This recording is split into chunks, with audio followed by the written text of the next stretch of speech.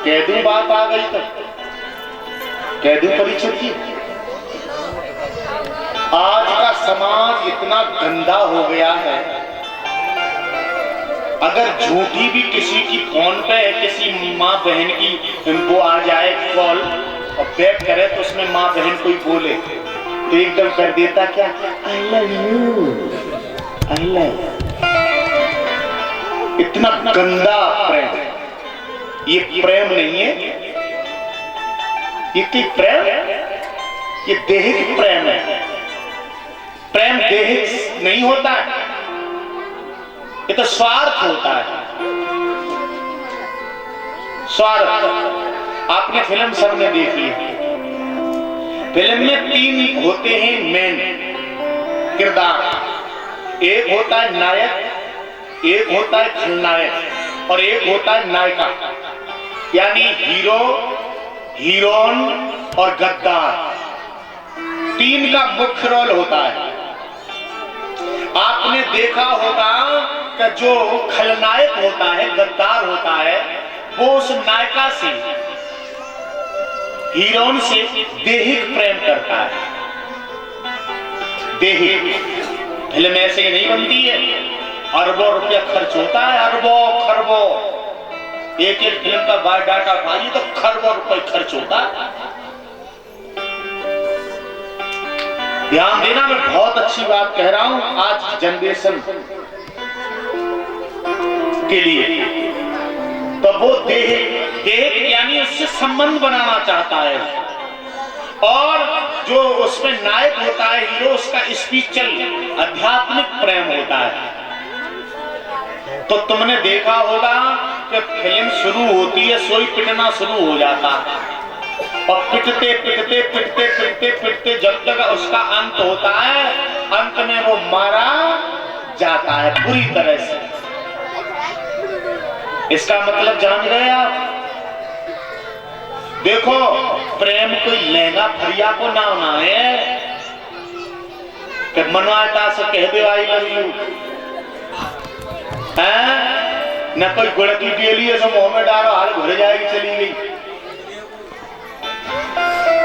लेकिन आज का मामला बहुत गड़बड़ में। कहां तक उदाहरण दूं? रोज आप देख रहे हो आई लव यू करके पेड़ों में लटक रहे हैं।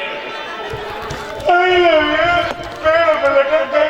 अरे काय बोलते हो आई लव यू? तो जब पेड़ पे लटक है, जब तेरा प्रेम ही था तो तू रेल के आगे काय को कटेगा? तो तेरा काय प्रेम हटो नालायक, फिर काय प्रेम हटो बात बता। नालायक होते हैं ऐसे। मैं आपको प्रेम की परिभाषा बताऊं। लव में कितने अक्षर होते हैं जानते हो? LOVE, 4 अक्षर होते हैं लव। लव तो कहते हैं प्रेम। लव इज गॉड, प्यार ही एक ईश्वर है। Love is foundation of the world, यानी प्यार ही एक संसार की नींव है। ये पूरा संसार अगर प्रेम न होता तो कुछ भी नहीं होता। प्रेम से ही चल रहा है ये संसार, समझ गए? अब मैं इन अक्षरों की भी आपको व्याख्या कर दूं। एल का मतलब क्या होता है जानते हो? लेक ऑफ सॉरो,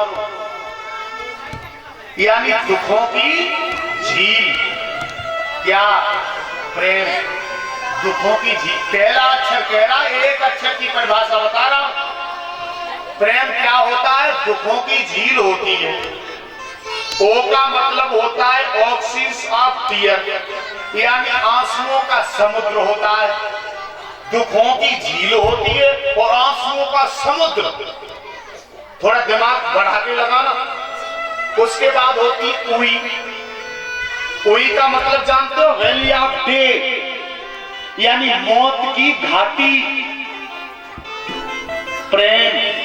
उसके बाद आती है ई का मतलब जानते हो? एंड ऑफ द लाइफ, यानी जीवन का अंत। जीवन का अंत है प्रेम। कोई लहंगा फरिया को नाम है प्रेम। दुखों की झील है, आंसुओं का समुद्र है, मौत की घाटी है और जीवन का अंत है प्रेम। ये प्रेम ना कि आई लव यू कह रहे और मिलवे ना पाए तो लटक गए, ये प्रेम है? ऐसे नालायकों को 4 जूते और दिए जाए। मेरे जैसा साफ कहने वाला आपको कोई नहीं मिलेगा।